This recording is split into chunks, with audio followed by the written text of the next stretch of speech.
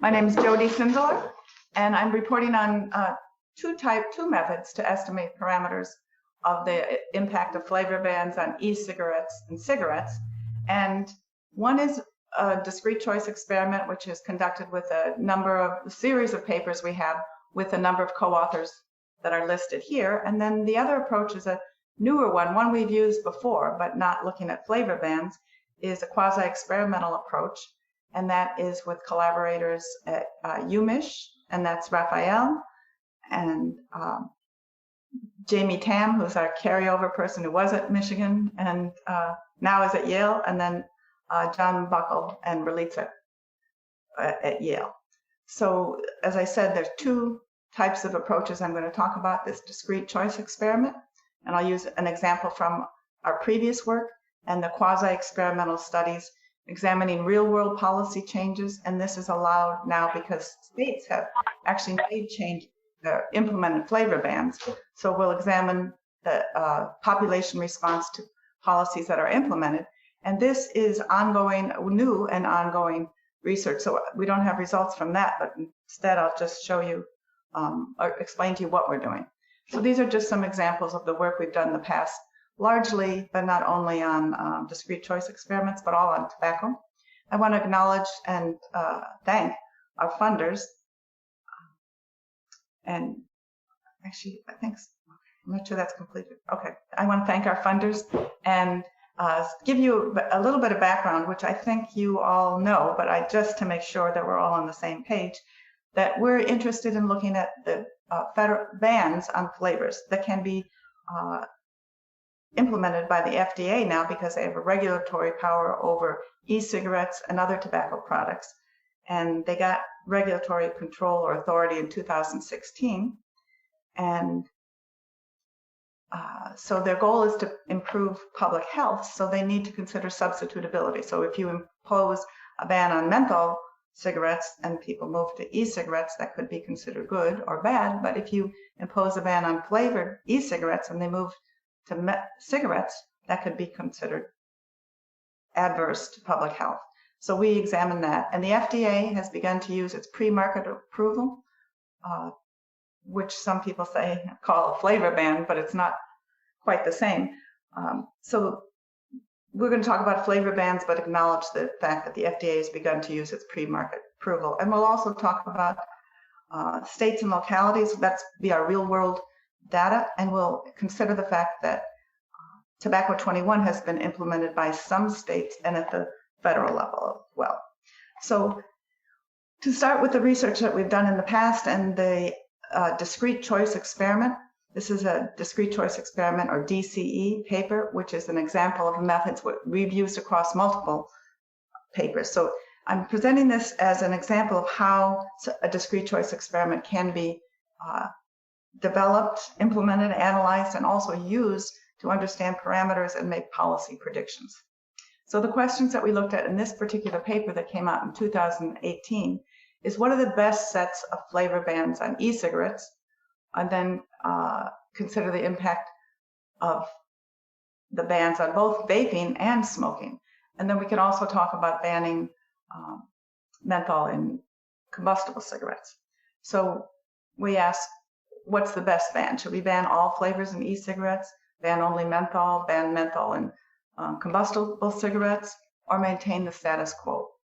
And then we examine a little bit of the heterogeneity and impact across demographics and types of smoker vapors, because we want to know what is the impact across groups to give a more precise prediction. And then we ask, what are the priorities? Is the priority to reduce overall smoking, to minimize use of cigarettes, and or e-cigarettes?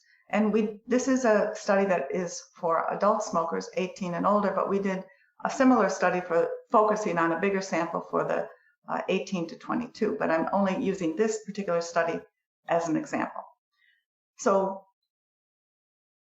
in the methods of a DCE, the researcher designs an experiment to enhance realism. For example, we only ask users, that is, people are familiar with what would their own smoking and vaping, and we center on their actual use. So that these are hypothetical questions, but they're sort of based on a realism. And then respondents make choices of products. That's one of the terms used in DCE, and attributes. In this case, the attribute would be flavors at different levels, and the flavor level would be menthol or fruit. So the researcher selects these attributes and levels, determines the products to be selected among, in our case, e-cigarettes and cigarettes, develops a DCE and a survey to accompany the DCE. Then the best policy is to pilot it and to improve the survey and to select the most impactful set of choices, because there's a big set of choices once you get a lot of attributes, products, and levels. And after the pilot data, we randomize to select the most impactful sets of questions, and how we randomize them so that people don't have to answer more than like 8 or 10 or 12 options. So then the interesting thing here is the data that we use as outcome data that we analyze are the choices that people make. So to making clear what I just said is that in this example, we use, first of all, it's called a best DCE. We get sort of more value out of asking these questions because we allow people to respond at the first choice and the second choice. But our products are, as you can see on the right-hand side, e-cigarettes or combustible cigarettes. And in each case, we have a realistic set of flavors: plain tobacco, menthol, and fruit and sweet. And at the time, it was suggested to us that fruit and sweet were the two main categories to focus on. And we allow in choices only plain tobacco and menthol. And then we put some realistic life years lost to the average user. And in combustibles, we only allowed 10, saying that's a realistic number. But for vapors, we allowed fewer years lost, and even the idea it's unknown at this point. And we asked about different levels of nicotine, which we put in qualitative amounts, and prices. So these are the products, attributes, and the levels that are part of the experiment. And this is what the respondents would see, is a choice across different sets of combinations of these attributes and levels and products. And then we ask them, of this set, which would you prefer as your first option, and what do you prefer for your second option? And we had 2 opt-outs, which is considered a good strategy, so you allow them to choose neither rather than force them to choose something. And they had 12 scenarios per individual, because you can't ask the full set of combinations. And we had 3 sets which we randomized across respondents. And we had, you could call them 24,000 observations, because there's 2 choices for each of the 2,031 respondents, and they get 12 choice scenario. So again, to repeat, the choices are the data to analyze. And then the important thing is we have an accompanying survey along the DCE, which we can use for control variables. That is, the responses could be different depending on the socioeconomic demographics, smoking, vaping history, current habits, state, city, all these different things that you want to control for in the analysis. And we use these control variables to look at heterogeneity in response to the choices by these control variables. So the reason economists like the DCE so much is it's based on underlying utility function, and you don't have to look at this very carefully, but basically we're estimating a regression of your choices as a function of the different types of cigarettes and flavor, price, nicotine, as I said before. And what they yield are called choice probabilities. The higher the utility, the more likely the choice here. And I'll explain that in the regression, the constants are actually a product interacted with a flavor. So they're product flavor constants. As you can see, a menthol combustible cigarette, a tobacco e-cigarette. So we're interacting those in our constants. And I'll show you what that looks like right now.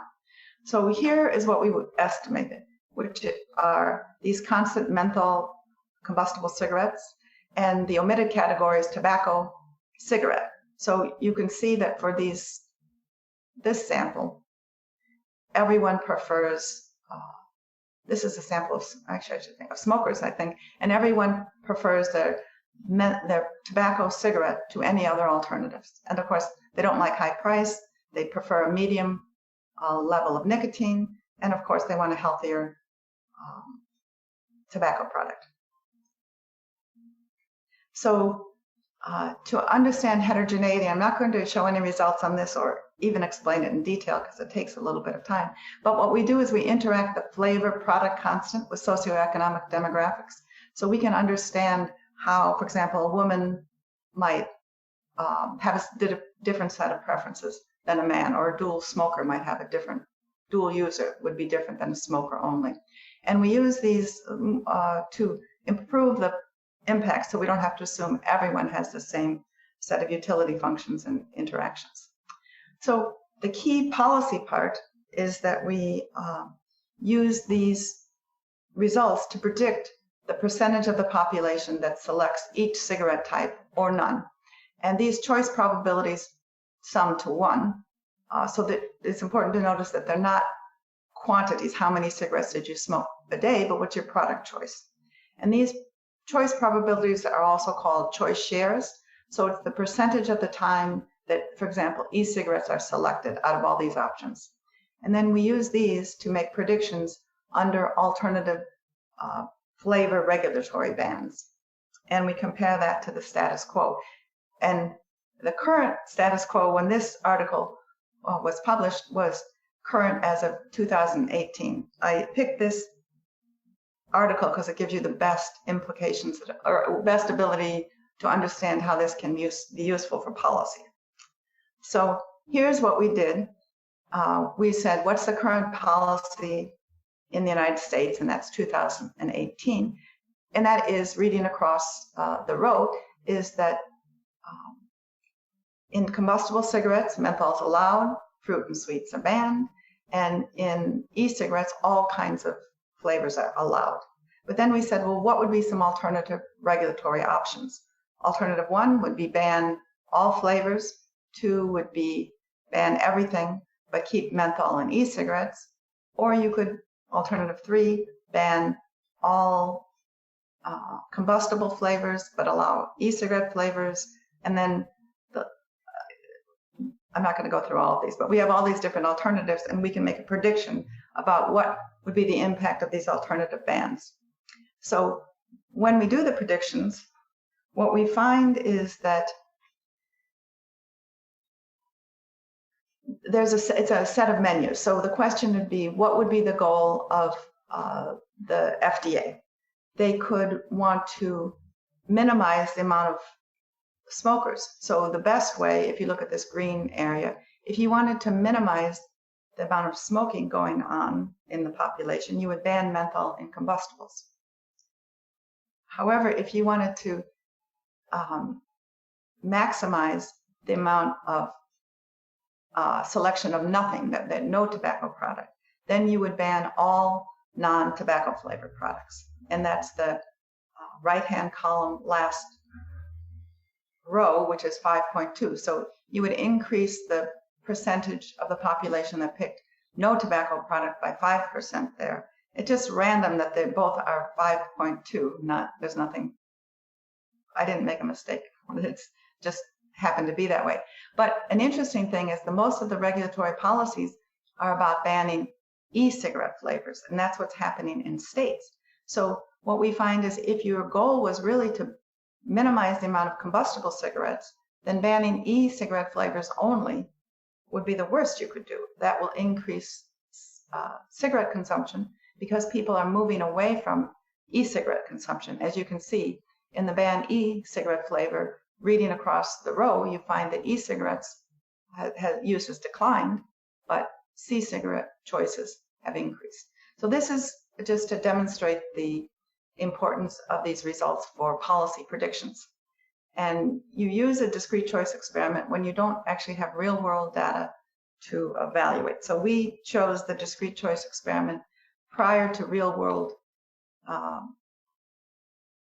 flavor bans because we couldn't analyze them in the real world because they didn't exist. So these are well tuned and rigorous methods that can give you policy implications. And if there's questions on this, I can answer them when the slides are over. So I'm sorry you have to wait on those. So the second approach that we're doing now, which is joint with Yale UMich, is to look at state flavor bans. So we can now analyze real-world flavor bans. And we compare across states with flavor bans and those without flavor bans, and also consider states that have tobacco 21, because that's a sort of a confounder, and states that have neither.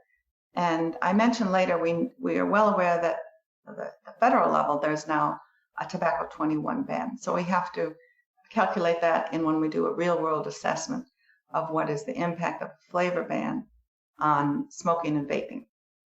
And so our aim is to establish a cause and effect impact of flavor bans on smoking and vaping.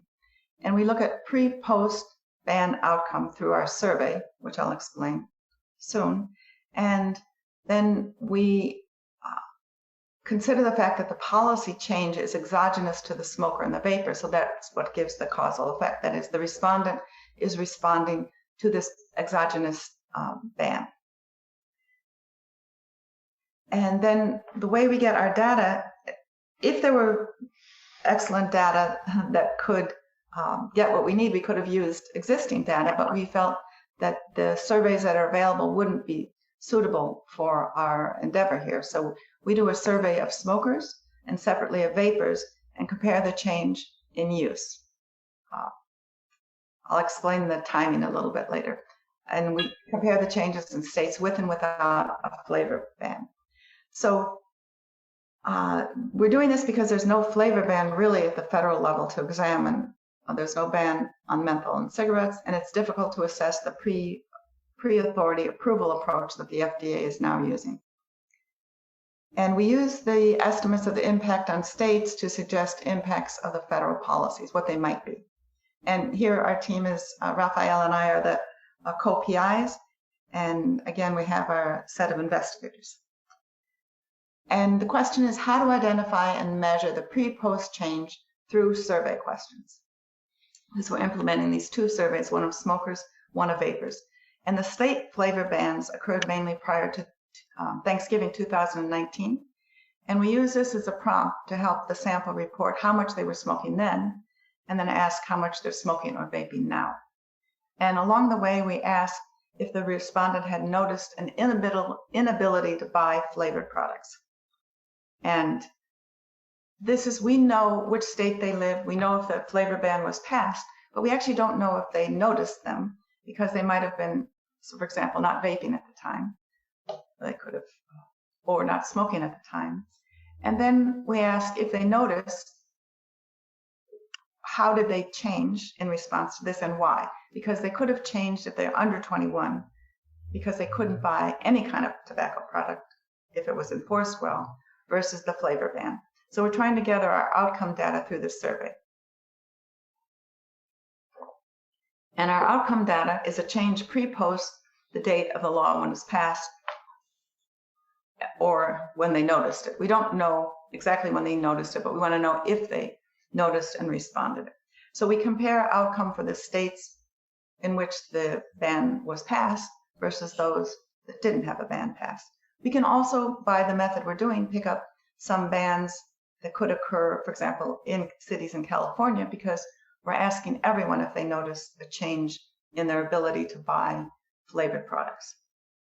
And again, we take advantage of the fact that the policy change is exogenous to the users, but we acknowledge that the policy is not necessarily randomly passed by states, so we can control for characteristics of the state. So we did one survey on vapors, and then asked as of Thanksgiving, were they smoking and vaping? And then survey 2 of smokers, and they had to have smoked at least 100 cigarettes in their life, and again asked, have they stopped smoking or vaping as of Thanksgiving 2019?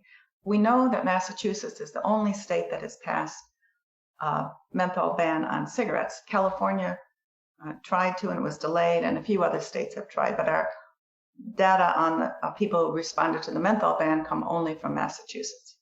So we asked questions to get our outcomes in both surveys, And the key outcomes are the change in the current versus past tobacco use, that is vaping and smoking. And we look at, did they switch, did they quit, quantity, all those kinds of things. Our other outcomes are, did these bans change their perceptions? Because actual ban could have changed the perception of the riskiness, and that could be part of the mechanism. And we also ask for those who were not affected by actual flavor ban, what their hypothetical response might be. And this is sort of a supplement to the actual real world exposure. And then we have another. Jody, just 5 minutes still, the next time. Yeah. I hope I'm almost done. Well, 5 minutes. Thank you. Then we had control variables, including the state of residence and more. And here are our outcomes, which are, did they quit? Did they continue to vape? Did they start smoking any kind of e-cigarettes, reduce use? So we asked this for the states in which they were affected by a flavor ban in e-cigarettes, and also the states for which there was a ban on menthol. But when we're asking about menthol, we're asking more specifically, are you quitting menthol smoking, quitting smoking, changing to non-menthol cigarettes? Okay. So then the way we selected our states is because we wanted a good representation of those states that did pass a flavor ban and those that didn't. So we have 3 groups, and plus Massachusetts alone, that if you read across the rows, you can see whether they ban menthol cigarette flavor bans, tobacco 21s, and then for group 1, which had banned both flavored e-cigarettes and tobacco 21, that's why we have to control for the tobacco 21. We're going to have 1,000 respondents, and we develop quotas on age, sex, race, as well as these groups. And then group 2 had only passed a tobacco 21 law. So in theory, we can compare the impact of the tobacco 21 controlling for different state characteristics to a tobacco 21 and a flavor ban, and group 3 that had none of those. So we have quotas, and we're going to get representation from the states that did and did not pass these. So this way we can identify the impact of a flavor ban on e-cigarettes or cigarettes. Okay. And we realize, as I said, the tobacco 21 ban was also passed. So we are going to do separate analyses of sample of smokers and vapors and control for dual use. We can use logit, ordinal logit, or multinomial logit, depending on the outcomes, whether it's binary. We'll estimate a linear regression where the outcome Y is pre-post vaping or change in risk perceptions or hypothetical response. We control for individual characteristics. And we've even looked at, have COVID questions and the Valley questions in there. And then we will control for a fixed effect or groups of states, depending on what our results look like or what we think is the best thing. So our control variables, as I said, are smoking, vaping, other tobacco policies, and a fixed effect. And then we have COVID stress and problems and a valley. We're trying to control for other things that would be happening along the same time. So I am done a little early. Thank you, Jody. Great talk. I think we have time maybe now for one question, which is maybe the one of the main questions one might have if we're not familiar with this type of studies, and then we'll leave the others for the rest. But so the question is, how well do results of discrete choice experiments predict actual health-related behaviors? So yeah, I think maybe the question is how good are these to estimate what actually users might end up doing in one or another scenario? Well, the problem is it's actually hard to know how, like, for example, our discrete choice experiments we conducted when there was no flavor bans. And so we can't compare it to the truth because we haven't seen any truth in a sense. That's a fair point, right? So the counterfactual, it's always changing. And well, we don't have any. Who has an estimate of the impact of a federal e-cigarette flavor ban in the United States? That's what we'd have to compare it to, and nobody has that estimate because it hasn't happened. Yeah, and maybe a quick, just maybe follow up is like your thoughts in terms of these type of assessments of potential policy effects when done with like studies asking users or individuals versus, of course, experts. Maybe getting, yeah. I mean, maybe we can leave that for the full panel. But, I think that's hard. Yeah. It's again. Yes, I think that would be a good question. It is always the perfect counterfactual, as far as I know, doesn't exist. So even if discrete choice experiments were sort of different from expert opinions, we can see if they're different, but we still don't know which is the correct or true outcome, I would say.